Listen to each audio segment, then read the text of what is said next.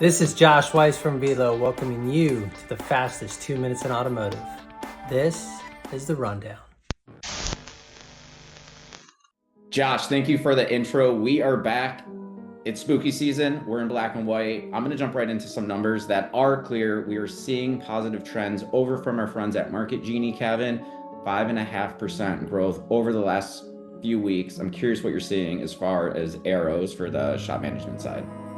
Anytime we see a bit of momentum in the market, we like to take a look and see what that average repair order is trending to.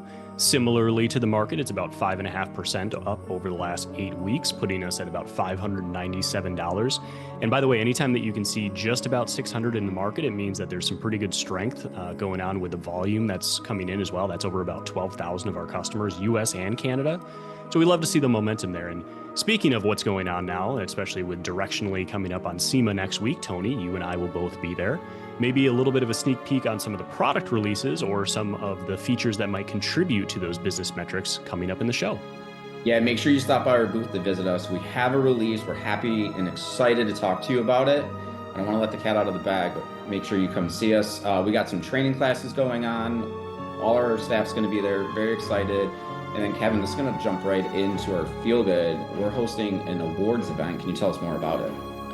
This is the 5th annual Shop Heroes Award. It's definitely gone through a couple different iterations, but what we've done the last couple of years is host a party where we invite our top 5 producers from our different products.